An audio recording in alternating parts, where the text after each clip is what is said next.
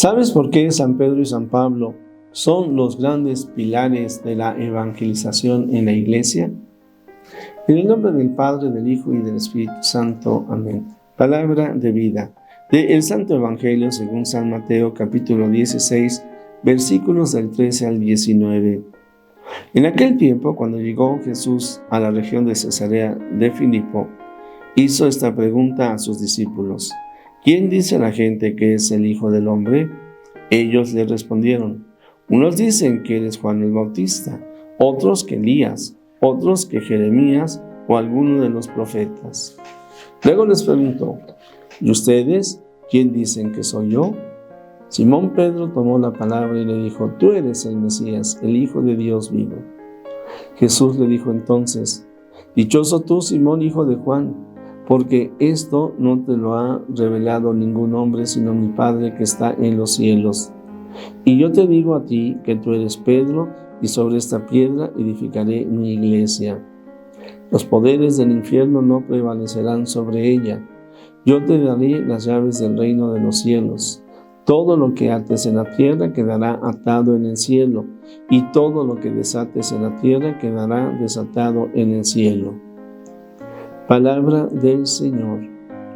Gloria a ti, Señor Jesús.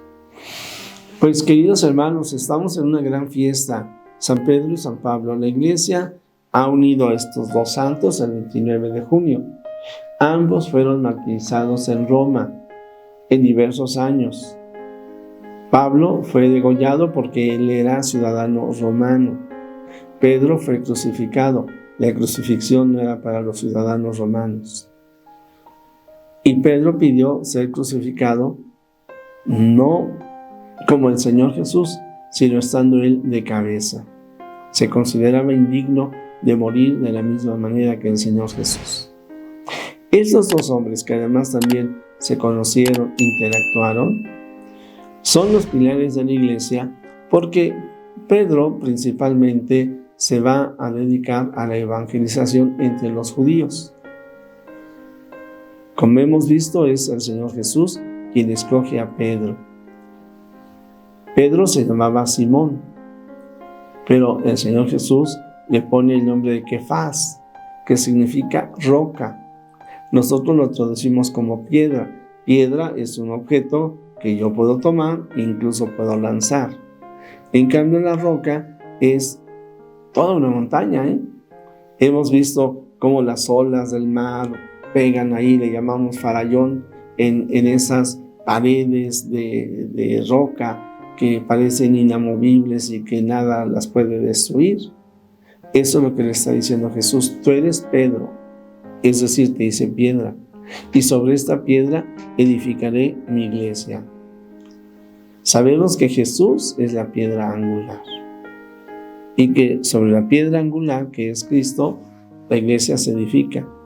Pero él mismo quiso tener colaboradores, y para el pueblo judío tiene como colaborador a Pedro, la roca sobre la que edifica la iglesia sobre la que no prevalecerán los poderes del infierno. Pero por otro lado, el mismo Señor Jesús llamará a Saulo de Tarso, un judío que además había estudiado con los fariseos. Él era fariseo, conocía muy bien la Sagrada Escritura. Pedro era un pescador, conocía la Sagrada Escritura porque todos los judíos la conocían, pero un tanto más a detalle y estudiada, reflexionada, compartida con otros, Pablo. Y Pablo, llamado originalmente Saulo, perseguía a los cristianos. Pero el Señor nos llama y lo escoge. Y en la experiencia en el camino de Damasco, donde él se cae, donde queda ciego, será enviado a un hombre cristiano que orará por él y que le devolverá la vista, no él, sino Dios. Pero este hombre al mismo tiempo no quería ver a Pablo, porque decía: oye, pues si nos persigue. Pero oye de parte de Dios, de parte de Jesús, que le dice: he escogido a este hombre me será muy útil para la evangelización entre los paganos. Paganos eran todos aquellos que no eran judíos, de la religión judía. Y entonces la misión de Pablo será efectivamente evangelizar en aquellos que no conocen a Jesús ni habían oído hablar de Él, porque al no ser judíos no esperaban el Mesías. Y al no ser judíos vivían en diversas culturas, con diversas creencias, diversas divinidades, que además hablaban el griego de una manera culta, cosa que no hacía Pedro. El mismo Señor Jesús, la lengua que ellos tenían, más que ser el hebreo propiamente, era el arameo, todavía una lengua más antigua. Hablaban el griego porque era un lenguaje común, pero un griego culto, el de Pablo. Y eso va a abrirle las puertas a Pablo en diversos ambientes. Por eso encontraremos a Pablo evangelizando en Antioquía, en Corinto, en Éfeso, en Roma, en tantos lugares.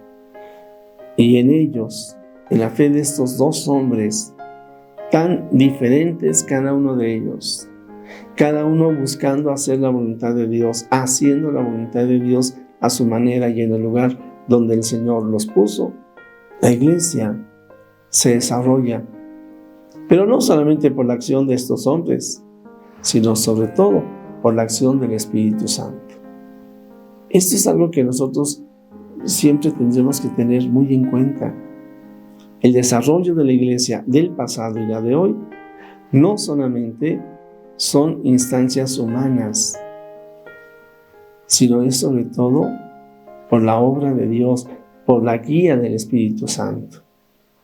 Estos dos hombres que se dejan guiar por el Espíritu de Dios, desde sus realidades muy particulares, son pilares de la evangelización de la iglesia. Hoy, tú y yo tenemos que ser esos pilares. No seremos tan grandes como ellos. No. Pero lo que sí es de que en el ambiente, en el ámbito donde nosotros estamos, todos tenemos que evangelizar. Todos. No hay nadie que se pueda quedar con el que yo no comparto ni siquiera estos videos. Tendríamos que buscar siempre las oportunidades de escuchar al otro, de platicar con el otro, de hablarle del Señor Jesús. El que Pedro haya respondido, tú eres el Mesías, tú eres el Hijo de Dios, es obra del Espíritu Santo. Y el Señor Jesús se lo dirá.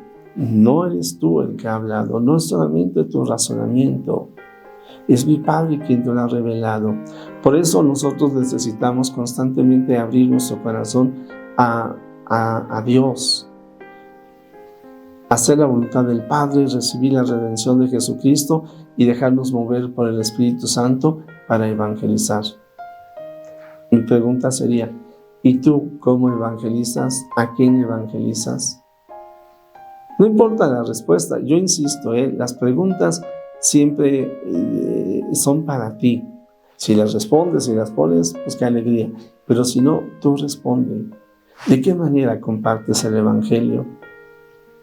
Y pues Leonel y yo siempre agradecidos por sus mensajes. Gracias Clara Herrera, Elsa Arrocha, gracias Ángeles González, Blanca Vázquez, Gladita Arias, Olga Silva, Esperanza Aguado, Ismael Chirino, Alex León, gracias Roleimada Hurtado. Y digamos juntos, Jesús, que todos te conozcan y te amen, es la única recompensa que quiero. El Señor está con ustedes. La bendición de Dios Todopoderoso, Padre, Hijo y Espíritu Santo, descienda sobre ti, sobre tu familia, sobre México y el mundo entero. Amén.